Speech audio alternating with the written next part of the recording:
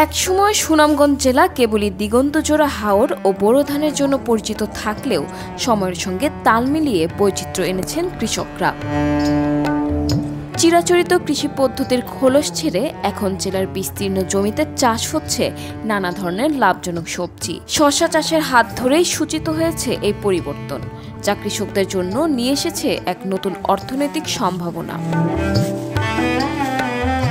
সুনামগঞ্জের হাওর এলাকায় বর্ষার অথৈ জল আর শুষ্ক মৌসুমে কেবল ধানের চাষের উপর নির্ভরশীল না থেকে নিজেদের জমিতে চাষ করছেন বিভিন্ন ধরনের সবজি।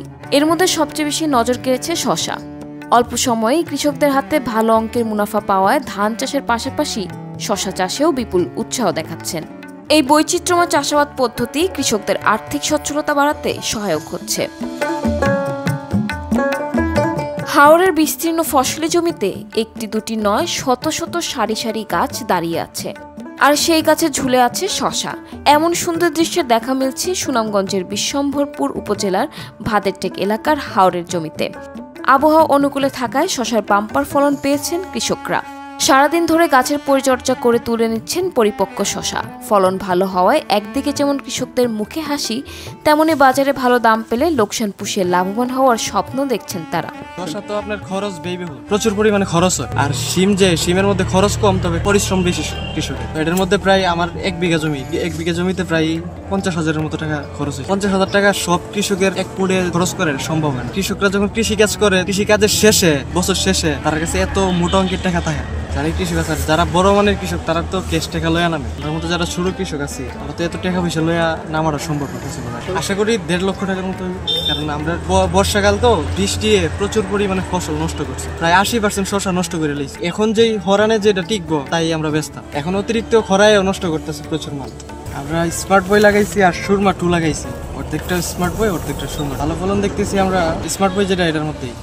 আমি অত বছর সিম করতাম, এবার আমি শসা লাগাইছি। শসা করার পরাতে আমার ভালোই ফলন ভালো হয়েছে, লাভবান হয়েছে।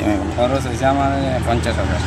এবার আমার আব্বু শসা করছে, এবার শসা অনেক ভালো হয়েছে। প্রথমবার করছে সিমের থেকে, এটা একটু লাভবান হবে। কি কইরা মানে ডেন কইরা গোল কইরা সেরা আলি লাগানোর পরে 40-45 দিন পরে আপনি ফলন ধরে। আর সম্মুখীন দেখশুন নিতেই, এই আগা থেকে ঘুরি ভুঁজি তো দেখশুন না লাগলে সমস্যা দেওয়া হইতে পারে। আল্লাহ যদি দেওয়া যা আপজিত বাঁচাই লাগলে লাভবান হয়ে যায়। পরে তো আপনি 1.5 লাখ টাকা বেচুন যায়। এই একদম বাড়ত আছে, কাঁচামারে তো শুন নাই, বাড়ত আছে কমতে আছে। কোন তো স্টলা দিলে হাজার হানি থাকলে সমস্যা। হাওরের এই বিস্তীর্ণ জমিতে কেবল শসাই নয়, যেন কৃষকের স্বপ্নও ফলছে।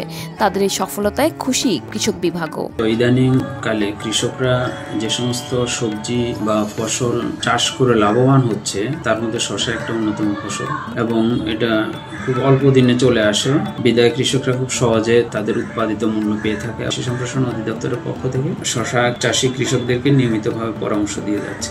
বর্তমানে বাজার মূল্য বেশি হওয়ায় এটা কৃষকরা খুব লাভবান ফসল হিসেবে চাষ করে। শীতের দিকে একদম যখন শীত থাকবে তখন এর একটু চাহিদা কমে যায়, কিন্তু সারা বছর মূলত শসার চাহিদা থাকে। বিদায় কৃষকরা এটা চাষ করে লাভবান হয় এবং এটার আবার দিন দিন বাড়ার সম্ভাবনা রয়েছে। বিপুল পরিমাণে অর্থকরী ফসলই জেলার হাজারো কৃষকের মুখে নিশ্চিত করবে স্বস্তির হাসি ও অর্থনৈতিক সচ্ছলতা।